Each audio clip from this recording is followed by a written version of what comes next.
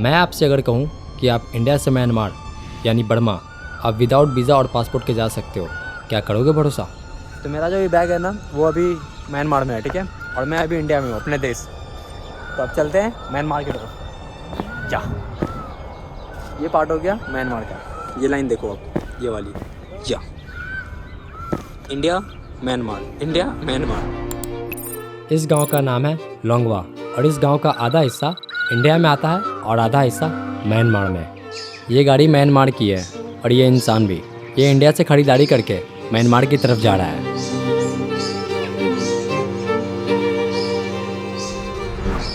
इस गांव के किंग का घर दोनों देशों के एग्जैक्ट बीचों बीच में आता है। India Myanmar. ये जो पीछे आप घर देख रहे हो, ये कोनेक ट्राइब का किंग का घर है। ये इसका आधा हिस्सा म्यांमार में आता है और आधा हिस्सा इंडिया में आता है। कोनियक ट्राइब अपने दुश्मनों का सर धड़ से अलग करने के लिए भी जानी जाती है। इन लोगों का ऐसा मानना है कि अपने दुश्मनों का सर धड़ से अलग करने के बाद अपने चेहरों पर टैटू बनवाना चाहिए। खब्बई। ये खब्बई जी, मतलब इनका ये कोनियक ट्राइब का इनका नाम खब्बई है। इन्होंने अपने पूरे लाइफ में 80 लोगों का सर धड़ से अलग किया है। इन्होंने अपने घर पे जानवर, बफेलो, गाय, मतलब जितने भी आप जानवर सोच सकते हो ना, पीक वगैरह सब कुछ, इन्होंने सबका सर अपने घर में टांग के रखा है। यो, मैंने इंडिया की चाय बहुत बार ट्राई कर ली, अब चलते हैं म्यांमार की चाय पीने। India Myanmar, let's go Myanmar चाय। यहाँ के लोगों के पास दो नेशनैलिटी है, म्यांमार की भी और इंडिया की भी। ये लोग दोनों जगह वोट डालते हैं। लोंगशा भाई आते हैं इंडिया में, ये म्यांमार का रास्ता है, यहाँ से आके उधर जाते हैं और वहाँ जाके ये हंटिंग करते हैं। इसे सिर्फ चिड़िया मरती है, इंसान नहीं। यहाँ पे वो मसाले भरते हैं और ऐसे लेते हैं। आप लोगों के पास तो डबल सिटीजन होता होगा, है ना? तो आप इंडिया का है। तो आप मानते किसको है, इंडिया को या म्यांमार को? मैं तो इंडिया का है। आप इंडिया के हो? नहीं, अभी आप बोले कि मैं तो उधर रहता हूँ ना। हाँ, उधर रहता है। तो आप मानते किसको? काम के लिए। आपका घर किधर हो? उधर उधर भी है, इधर भी है। उधर भी, इधर भी है। मैं इनसे पूछ रहा हूँ कि आप किसको मानते हो, इंडिया या म्यांमार को? तो ये बता नहीं रहे हैं। आप मानते किसको? आप अपने आप को इंडियन मानते हो या म्यांमार को? मैं बर्मीज मानते हो? इंडिया मानता हूँ, बर्मीज नहीं है। आप बर्मीज नहीं हो? मैं बर्मीज नहीं है। और मैंने अपने लाइफ में आज से पहले कभी भी ऐसा बॉर्डर कभी नहीं देखा और शायद मैं कभी देखूंगा भी नहीं। 20 लाख करेंसी म्यांमार करेंसी में। ये गाड़ी सिर्फ इंडिया और म्यांमार के बॉर्डर की साइड पे चलती है, जैसे इन पहाड़ों एरिया में। सिर्फ अगर आप शहरों के अंदर देखो, यहाँ पे इनके नंबर भी नहीं है ना, इधर है।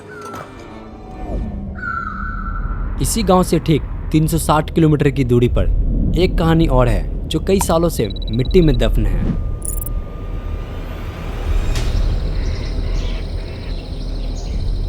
ये उन लाशों की कब्र है जो आज से ठीक 79 साल पहले अपने देश के लिए जान दी गई थी।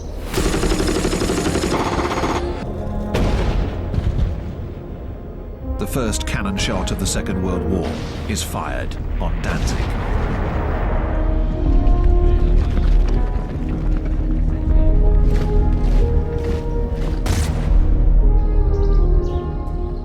ये कहानी वर्ल्ड वॉर 2 की है। जब जापानीज आर्मी इंडिया पे अटैक करने वाली थी, तब हमारे इन भाइयों ने उन सभी को रोका था अपने देश के अंदर घुसने से। India's Minister of Information says we have trapped the enemy in the Imphal area.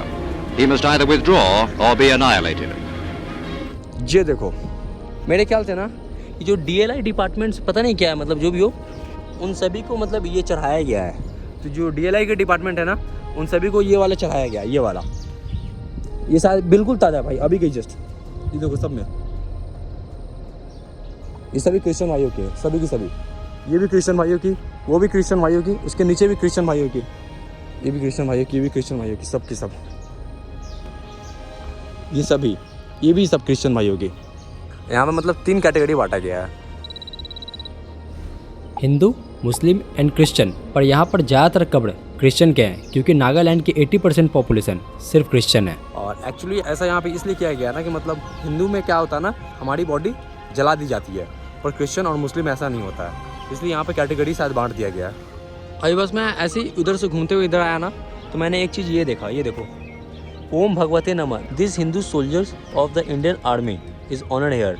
ये क्या भाई, मतलब मुस्लिम भाइयों के बीच में ये कहाँ से आई अचानक? थोड़ा सा कंफ्यूजिंग क्रिएट कर रहा है यार, नहीं पता ये क्या है अचानक। मतलब इस बीच में हिंदू की कब्र, मतलब हमारे हिंदू में तो कब्र नहीं होती, ये भाइयों की कहाँ से कब्र आ गई? ये जितना भी आप पीछे कब्र देख रहे हो ना मेरे पीछे, ये सभी क्रिश्चियन भाइयों का है। यहाँ से इस क्रॉस से आगे जितने भी है सभी क्रिश्चियन भाइयों का, और इस क्रॉस के जितने भी पीछे हैं वो हुआ मुस्लिम भाइयों का, और उस मुस्लिम भाइयों के जो पीछे है वो हुआ अपने हिंदू भाइयों का। 2338 लोग मतलब अपने इस वर्ल्ड वॉर के टाइम में मतलब मारे गए थे।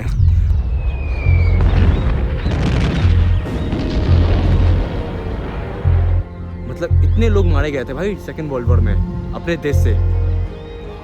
देखो भाई, मुझे इतना अच्छा खासा मतलब देशभक्ति के बारे में नॉलेज नहीं है, पर मैं अपने देश को जहाँ तक जानता हूँ भाई, धर्म जात कुछ भी हो, एक आर्मी ऑफिसर के लिए सबसे पहले उनका देश आता है, उसके बाद कोई धर्म आता है।